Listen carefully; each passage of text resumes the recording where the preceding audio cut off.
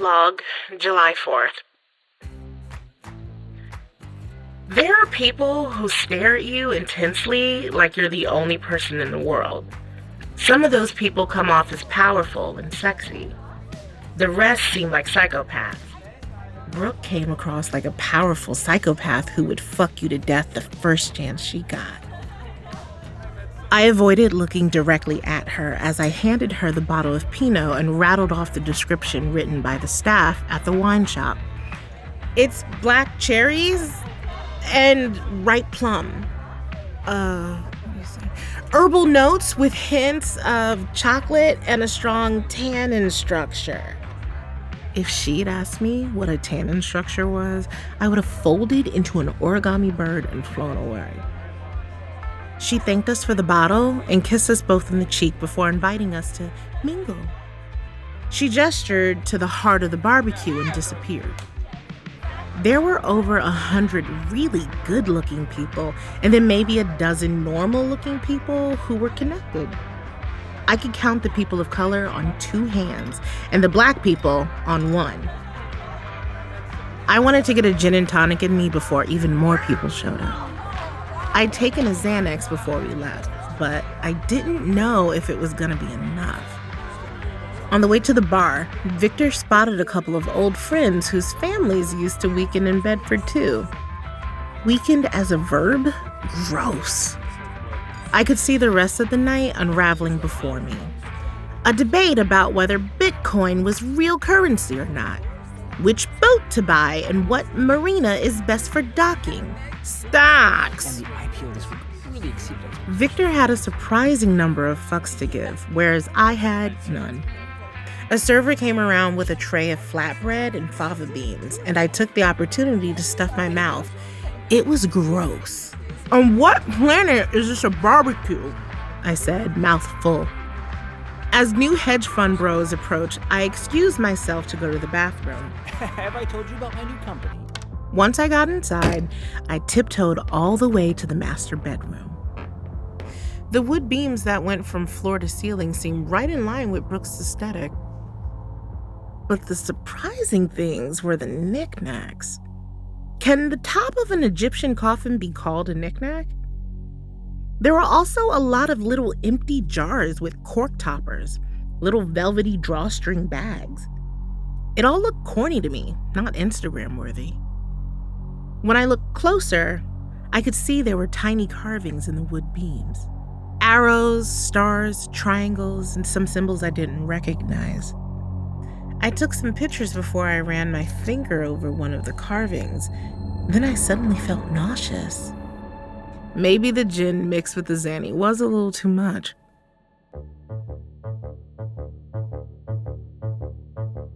Realm presents If I Go Missing, The Witches Did It. Episode 2.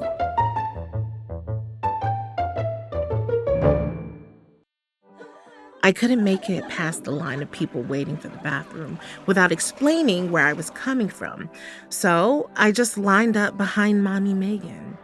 Thank God she was too caught up in her phone to notice how I got there. When she looked up, I said, "Hi," and thanked her for helping me with the baby wipes the other day. We eventually started talking about how she met Brooke, Carmen, and BeBe. She knew Brooke and Carmen from high school in Manhattan, private, of course, and reconnected with them years later after her divorce. Side note, I clarified with Victor yesterday that he casually knew Brooke, Carmen, and Meghan from the rich kid party scene in the city.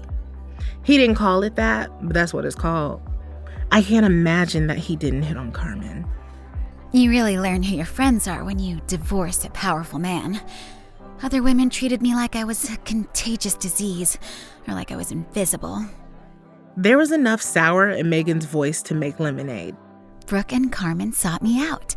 They wanted to talk about other things besides what had gone wrong in my marriage. And BeBe would always be where they were. I was their fourth for brunch. You should join us sometime. This was a nice offer, and I appreciated it, but I would rather die. Then I asked her what her sign was, even though I knew from an Instagram birthday post last year that she's a Cancer, like Victor. Cancers are tough nuts to crack, but once you let people in, you give lots of love. That's so true. By the time it was her turn to go into the bathroom, I told Meghan all the ins and outs of her sun sign. I guess I made her feel pretty comfortable, enough to invite me into the bathroom with her. I'm cool, I said, thinking she wanted to do cocaine together. That always happens to me at rich people parties. Come on, I want to show you something, she said. She pulled me into the bathroom and took a black and red marker from her Titanic-sized purse. She drew red lips in the center of a piece of toilet paper and wrote her name in black on top of the lips and the name Sandy Mercer underneath. Who's Sandy? Shh. She's an incredible bitch who literally stinks. If someone out there tries to introduce you to her, run the other way. You'll smell her coming. I looked her up later. Sandy has created her own perfume, which one reviewer said, smelled like a drowned skunk washed up on shore wrapped in seaweed. Around the edges of the strip of toilet paper, Meghan wrote down things like, Meghan's ex won't even pay child support, and Meghan's camera must put 50 pounds on her. And the worst one, in my opinion, Meghan's daughter hates her and wants to live with her dad. Did Sandy say that shit about you? Meghan nodded and turned to face the toilet. She carefully tore off the part of the tissue with her name on it and put it in her pocket. She threw the rest in the toilet and took my hand. Sandy Mercer, keep my name out of your mouth. I reclaim my name and banish yours, so mote it be. I said, amen, wondering what kind of white girl witchcraft I had gotten myself into. You seem like an open person with all the astrology and everything. I hope my little spell didn't freak you out, but you know, 2 heads are better than 1. This little spell I just showed you is the most valuable one in Westchester. All of us need it now and then. I smiled and nodded. Awkward. Even more awkward than turning down cocaine. No problem, I said, and then we went back outside in separate directions.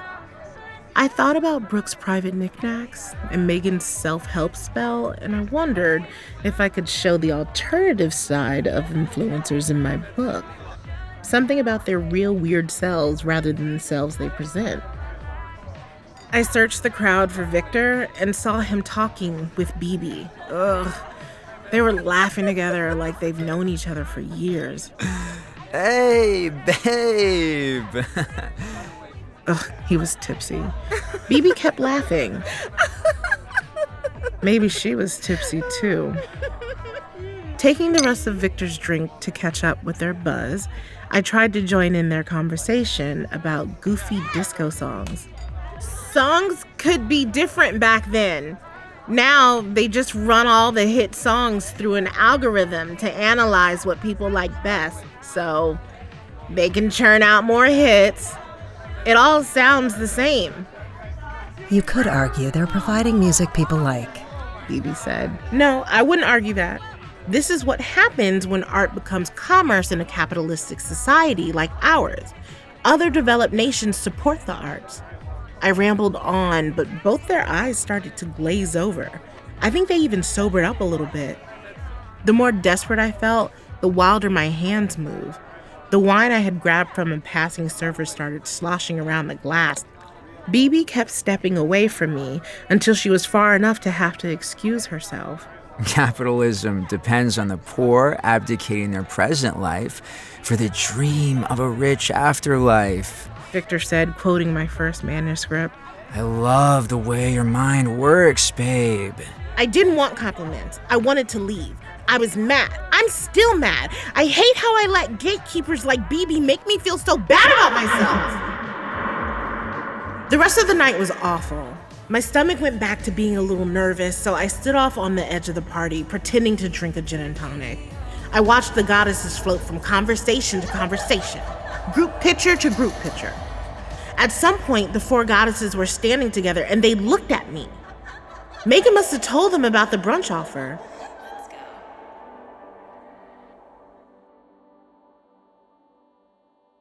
When we got back to the house, it was pretty late. Victor went right to bed. I can hear him snoring upstairs now. Ugh, his sinuses swell when he drinks red wine. Before I go upstairs, let me Google the symbols I saw on Brooke's wood beam. Are they glowing, or is that a new iPhone feature? That is fucking weird. Wait, what is that? Victor! Holy shit. If there are ghost voices saying stay away on this recording when I rewind, we are getting the fuck out of here.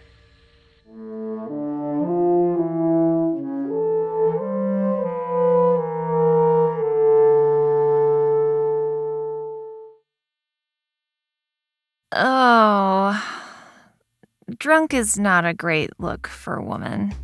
In every photo or video I see on people's Instagram feeds from Brooke's barbecue, Jenna has a drink in her hand. Oof. She threw up all night. Victor winces when I ask him about that night. She was angry the next morning. I had taken a sleeping pill. She couldn't wake me up when she got scared. Jenna tried to play the recording for me. I wouldn't indulge her. When you listened to the recording, did you hear any voices? I didn't. But I was grateful he had relented and let me listen to Jenna's recordings after a lot of lobbying on my part and a little emotional blackmail. So I didn't want to sound condescending about her belief system. I can tell he has something else to confess. I learned this trick at Columbia. Silence. People will fill in the gaps. I take a sip of my chai tea and wait. God, this is delicious. That morning, we got into a big fight. The ghost talk, the voices. I thought she took an edible or something. Then she caught me going through her things. Jenna really let him have it. Those are Victor's words, not mine. The thing that struck me the most was Jenna saying she counted the brown people at the party, in case the white people turned on her.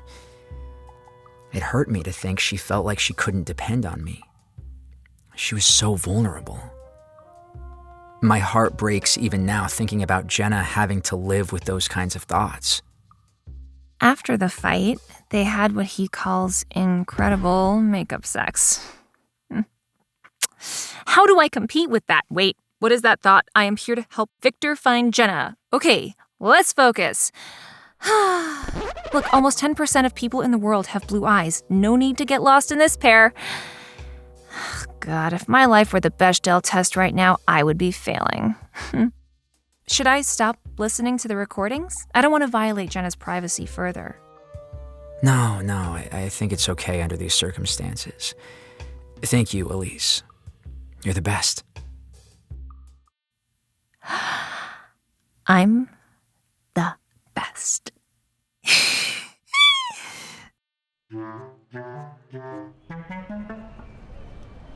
Later, I decide to go to the police station in town to see if they're making any progress on Jenna's missing person case.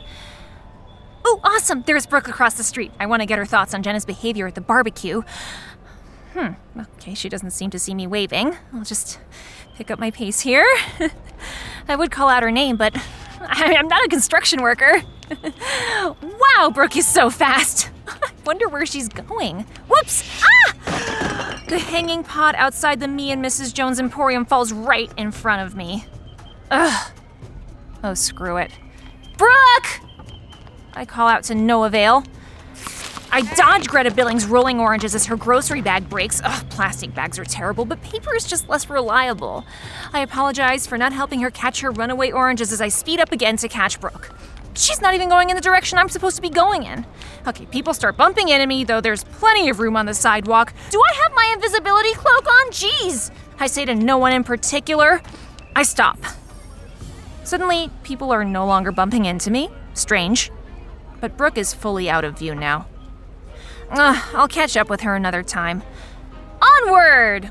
Backward! To the police station!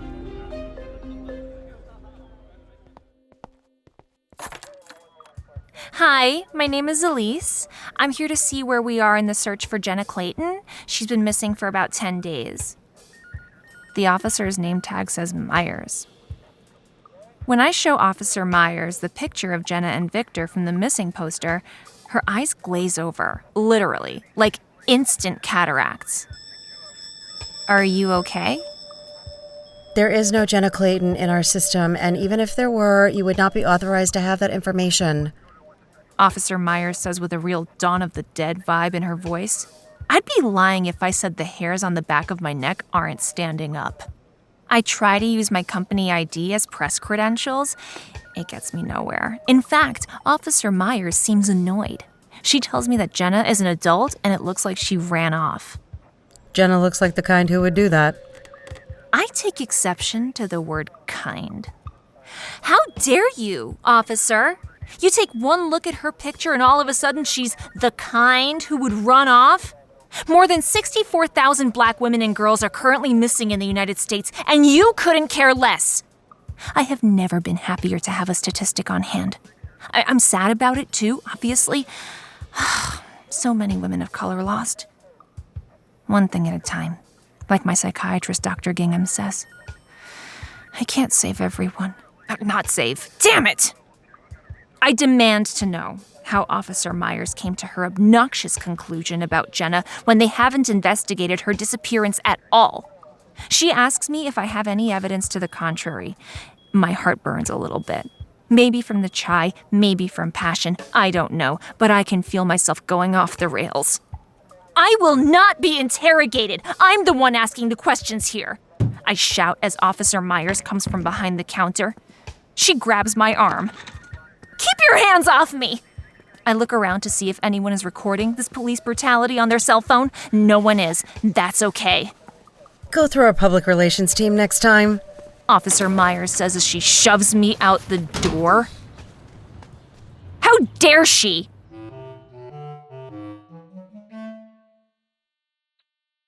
Log, July 5th. All of these retrogrades are going to be fucking with me for months. I don't know how I'm going to push through. But if Pluto retrograde was responsible for the hot-ass sex Victor and I had this morning, then I don't mind that one. He did not want me to give, only receive. I'm good with that.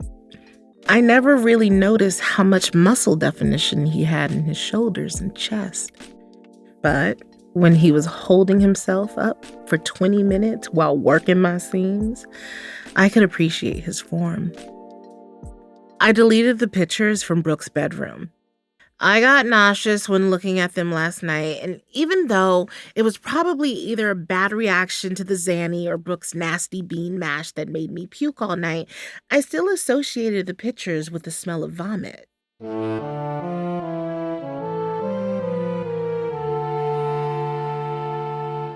I went to the library in town and did some research about the history of capitalism in Westchester. It wasn't pop culture, but I figured it might spark some ideas. When I found some books about slavery in the area, a title popped into my head. From Slave Society to High Society. People always think of slavery in the South without acknowledging the North's own history with it. I could tie the legacy of slavery to influencer culture in Westchester today. I wasn't sure if I could get this idea past my agent, but I took notes anyway.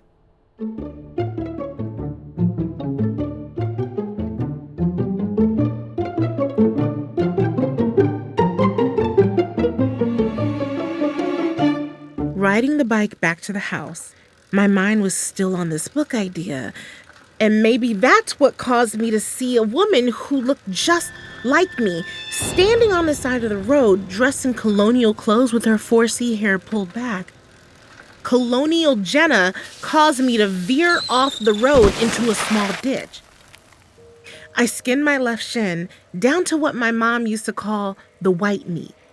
Suddenly, a brown hand came out of nowhere, and if it hadn't been as light as milky coffee, I would have flipped the fuck out, thinking Colonial Jenna was reaching out through time and space. The hand belonged to Carmen, perfectly manicured, of course, and softer than a petting zoo bunny. Pretty nasty fall, she said. I looked around. Colonial Jenna was nowhere to be found. Carmen offered to give me a ride home in her car. No, I'm good, I said, tucking my bad leg behind my good one. I could feel myself smearing blood all over my right calf. I wouldn't want to mess up your car anyway, Jenna, cars can be cleaned. she said. And I launched into this weird thing about cop shows proving that's not true. Blue Light, CSI, the whole 9 yards. She gave me her number and told me to text her when I got home. That was nice. Before I let you go, I just wanted to say I'm sorry we didn't get a chance to speak at Brooke's barbecue. I think my reflexes were delayed because of all the blood we pretended I wasn't losing. No problem. At least we didn't have people asking us if we were related. I could have left it at that, but I didn't. No way they were going to mistake me for you, though, you being so pretty and all. If Carmen tried to return the compliment, I'll never know.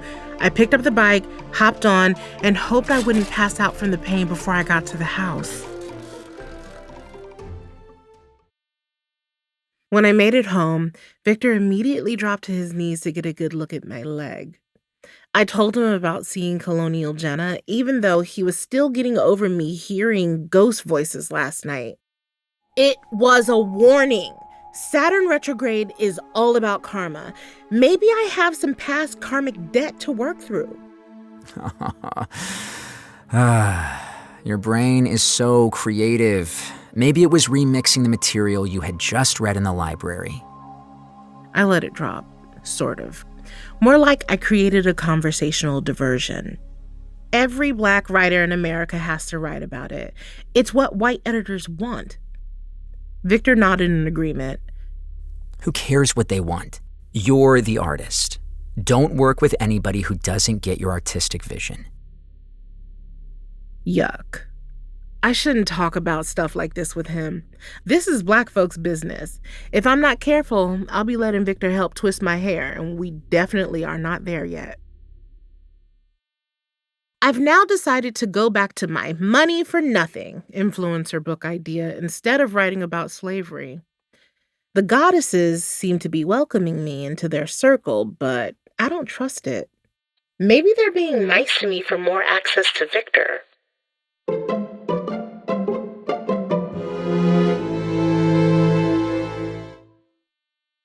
Is there a hashtag or something for this Jenna girl? I smile at the pink-haired woman in the shimmering silver bikini and silver boots. It's Labor Day, sweetie. Time to give up the metallics.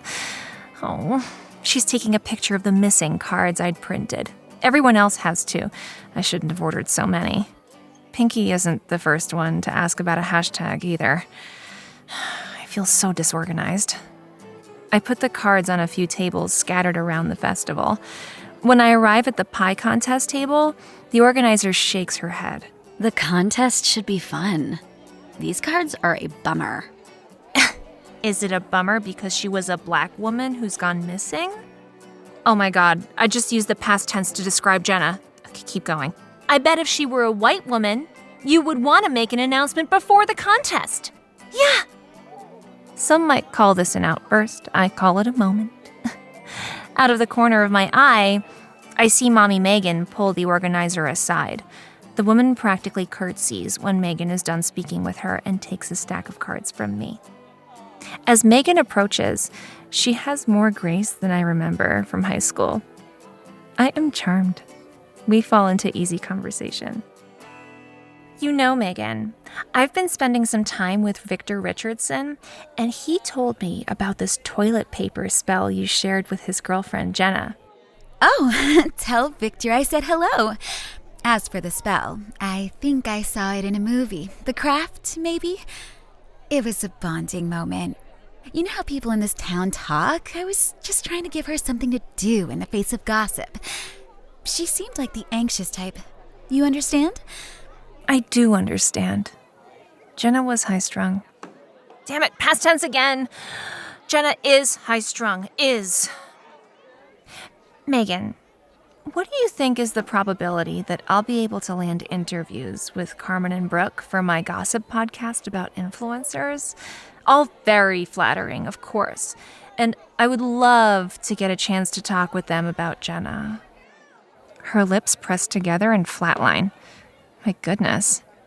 Her voice lowers, and I have to lean in to hear what she's saying. I know you want to help Jenna, and probably yourself through Jenna, but you need to stay away from Brooke, especially right now. I'd ask her what she meant by helping myself, but yeah, I will not give it the dignity of a response. You remember how vicious Brooke would get in high school? Well, multiply that by 10 when she's disturbed during her creative process. She's working on a new sculpture right now. She says, offering me a piece of her pie. Ooh, I'll take the tiniest slice. I never deny myself food. Everything in moderation. I learned that in fat camp at 13. Sabine sent me. Mommy Meghan hands me a full slice. No one has ever gained a pound when eating my pies. In fact, a few have said they've lost weight after a few slices. They sell out every summer. I feel sad that she's not more body positive. Though all bodies are beautiful, Meghan chimes. Is she reading my mind? I say my farewell and go back to the B&B.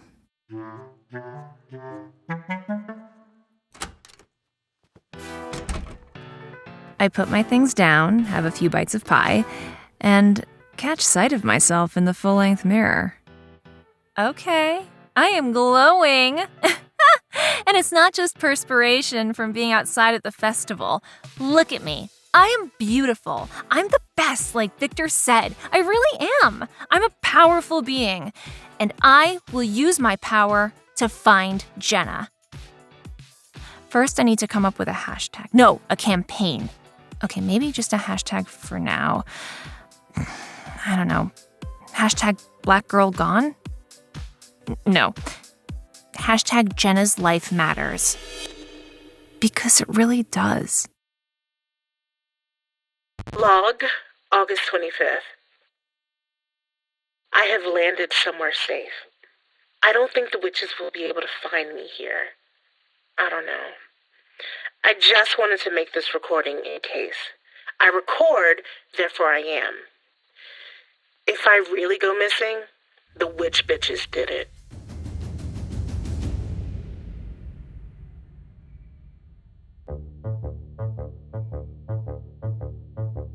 You're listening to If I Go Missing, The Witches Did It, starring Gabourey Sidibe. Created and produced by Realm, your portal to another world. Listen away. If I Go Missing, The Witches Did It is executive produced by and stars Gabourey Sidibe.